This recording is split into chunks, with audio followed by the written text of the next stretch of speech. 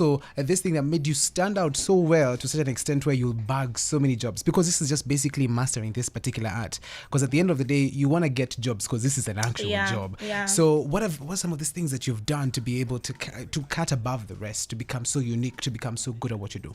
Okay, so I would say in my earlier years, when I was younger, Yes. my mom played a really big role in getting me parts and certain roles on shows. Yes. Because she was the one who would look for auditions, prepare me for auditions, take me to the auditions, Yes. ask people for jobs, and all of those things. Because mostly I just used to focus on school, and then when I get on an audition, Yes. I go do it, whether I get it or not.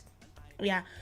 So in the beginning, my mom played a really big role, and then I finished university. Yes. So I finished school on a Monday, and by Friday my mom had kicked me in theater. She was like, "Endo uko mimi Start making money very uskaniitishe fast. pesa ya viatu, endo uko ndio watu wanatawanga pesa ya viatu." So I started doing theater as I was waiting to join uni. Okay. So I did theater for a couple of months, Yes. and then I joined uni the next year in September. Because I had already started acting, I thought it would be better if I did evening classes. Yes. So I started doing evening classes. It's a lot of work, yeah? It is, because you have to rehearse during the day and all of those things. So I started doing evening classes and then rehearsing as well. Then in the middle of that, Yes. I joined uni, Yes. obviously, and then in the middle of that, I auditioned for a longer TV series. Yes. Kina. So the first time, and actually the thing that's happened is I got a role in a show that was supposed to be shot in SA. So I went there. It was like I did like 4 trips, 24, because I had school. Yes. So I told myself, this is easy. Kumbe I can shoot, do theater and still be in school. My lord. I thought it was really Girl easy. with the big dreams. Because it was working. It was working. Yeah, It was working. and it worked What for some people. So yes. it was working, went pretty well. Then the gig Kaisha, I continued doing theater and school. Then auditioned for a longer series, Yes. Kina. So I got the series. Yes. But now things changed a bit, because now my call time on set was 6:30. Whoa. And we would shoot, and then if a series is new, it takes a couple of weeks to get your footing. Yes. Before you can stabilize on the hours of working, you know you're going to be working with wardrobe, makeup, technicalities, new locations. So it takes a while before everything stabilizes. So I realized that I have to defer one semester. So I had to defer one semester because it was like 6:30 a.m. sometimes till midnight. Yes. I've heard of actors who say we shoot till the late night. Yeah, sometimes 24 hours on set. It's nothing new. So I deferred that first semester to see how things are gonna be. But unfortunately, my schedule kept on getting tighter and tighter and tighter. Sometimes I would manage and squeeze in a semester in between the year, but I'd still have to do that evening classes. And then what happened is I'd been studying psychology because I wanted to be a counselor. Yes. And even like my major is counseling. So it dawned on me one time when I was still doing like one of the semesters, it dawned on me one time that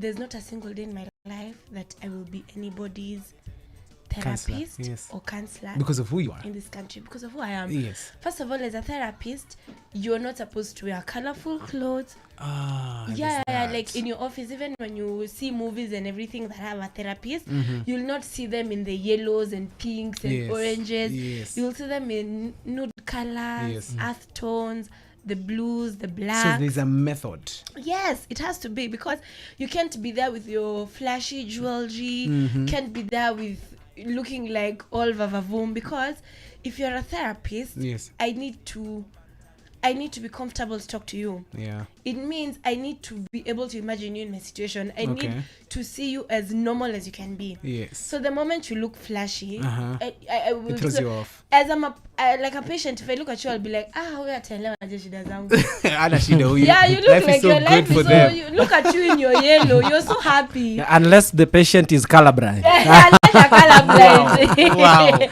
Wow. Or completely blind. All right, Victor, Yes. let me come to you right Yes, now. yes.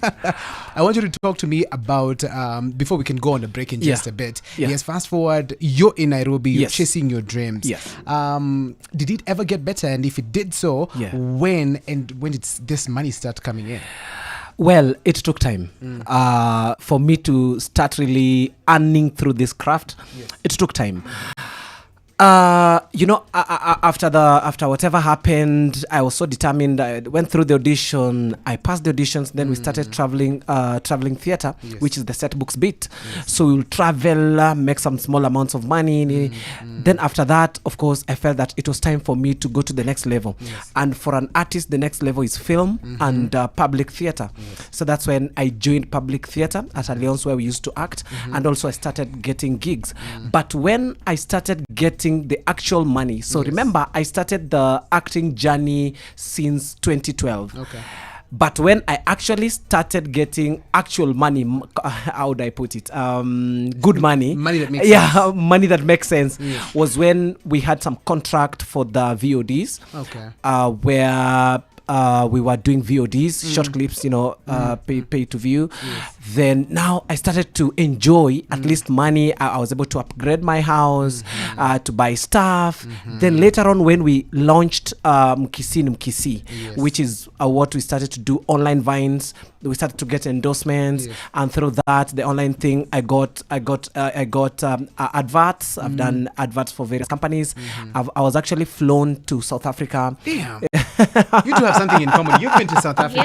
Yeah. Gaza we need to make plans. No, South Africa is friendly in film, so that's why you'd hear most people would want to go, and it's advanced. Those guys are well equipped. In trying to shoot either advert and what. So that was my first international flight to go work, which went very well.